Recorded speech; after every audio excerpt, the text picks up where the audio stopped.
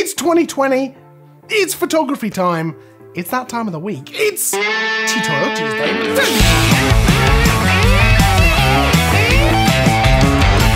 Welcome back to Tutorial Tuesday, where each and every week we bring you a brand new, fresh photography tutorial. Now this week, we're going to do something I've been meaning to do for a little while. It's 2020. I've been meaning to do this particular tutorial for a few months actually. We're going to be talking about rain photography, and that's going to encompass landscape, cityscape, street photography, portrait.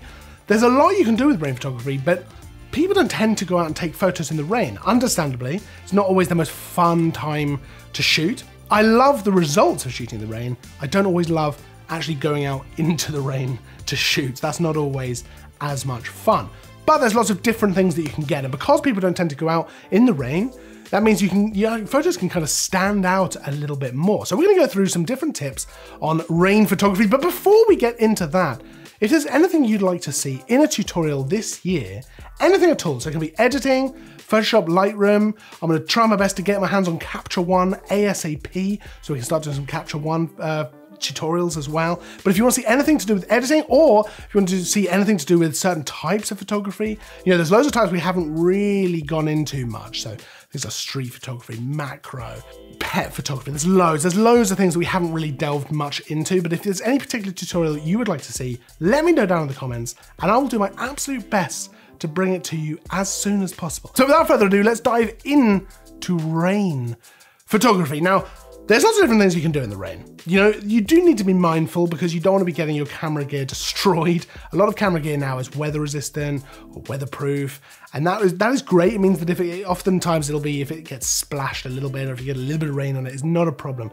But you don't want to, if it's torrential rain, you don't really want to be putting that to the test too much, just because it's just not a good idea to ruin your camera gear just for a nice little rain photo. But that being said, I sometimes wrap my camera kind of in a bit of like a towel or just something to just keep the rain off it, and then I'll just keep it in my bag until I'm ready to take the photo. Now, that goes for landscape, portrait photography, street photography. Cityscape is perfect in the rain. There's lots of different stuff you can do, and sometimes it's unavoidable. The rain is unavoidable. It is raining when you have planned to go out and shoot, and you have the option to either cancel the shoot or just go ahead and do it.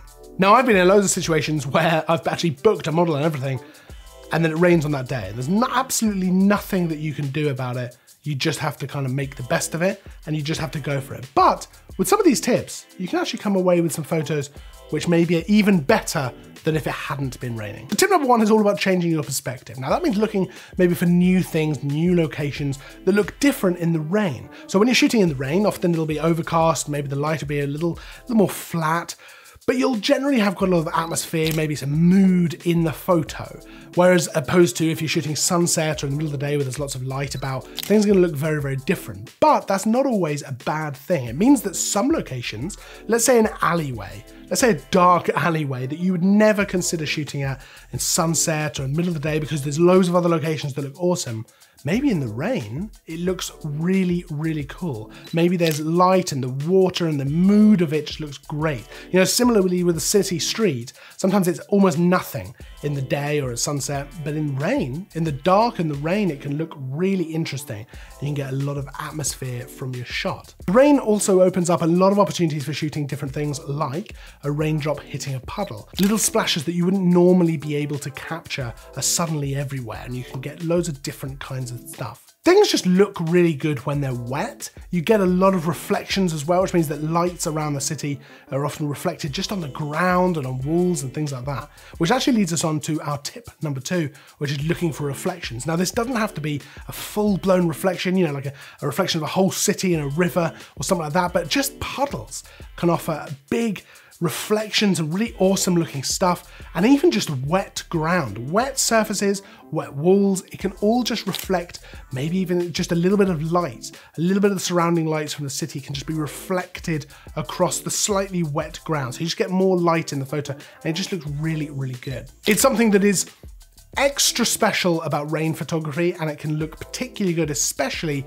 if it's dark. So if you wait till later in the day, and use the reflections of lights in the city and stuff like that. Now, I've mentioned the city a lot. I've mentioned cityscape. That's mostly because it's probably my favorite type of photography to do during rainy days, just because I think the city it just looks good in the rain. But absolutely, you can do things like portrait photography as well. Street photography is also a good one because you can kind of incorporate a little bit of cityscape in there as well, using those reflections. Also, street photography is something that that can just be very interesting during rain because people are acting very differently to how they would if it was nice and sunny and nice and dry. Tip number 3 is all about portrait photography. This is actually a really interesting one for rain photography because they're very different types of portraits in the rain. You know, it's very different to a sunny day, a sunset kind of thing, a nicely lit environment, because you're generally going to have that slightly more flat light, so the light isn't quite as interesting, but you can get a lot of kind of moody vibes in your photo. Now, if you're taking photographs of a friend rather than a model, something that's quite nice about rain photography is it allows the use of props, even just something like an umbrella, which gives them something to do with their hands. You know, holding an umbrella, it leads to really natural poses with the umbrella, things like that, you know, a hood up.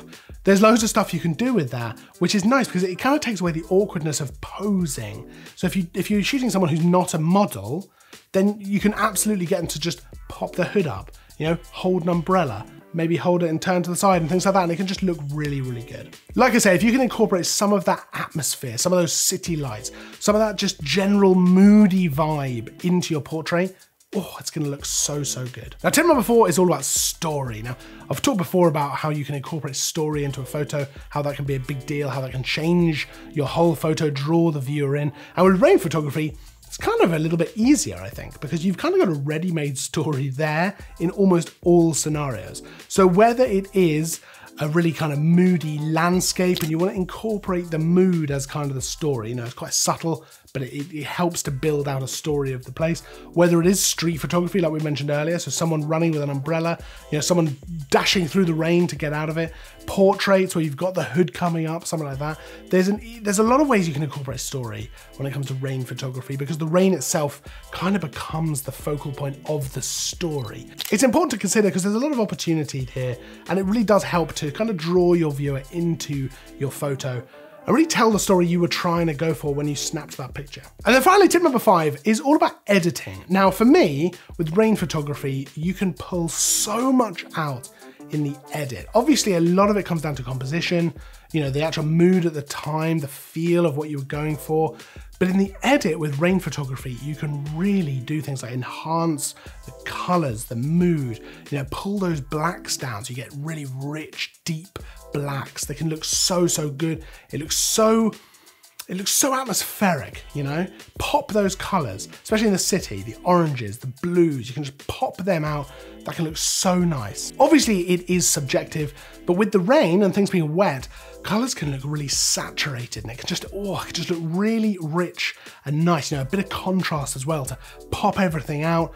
Oh, it can look lovely. Now, like I say, that is a totally subjective thing. Personally, I like to lean into the color grade quite a lot. I'm really into coloring my photos, so I like to really lean into it, especially in a moody situation like rainy cityscape stuff.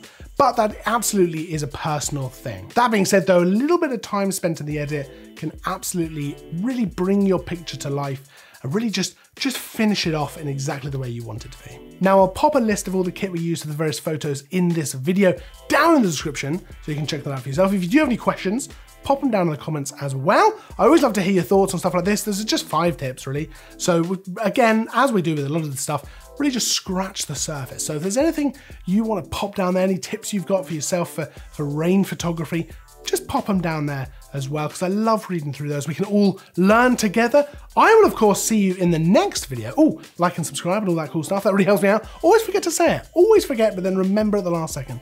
I'll see you in the next video. Don't forget to let me know down in the comments as well if you want to see anything particular in any tutorial video coming up. I will see you in the next video. And as always, thanks for watching.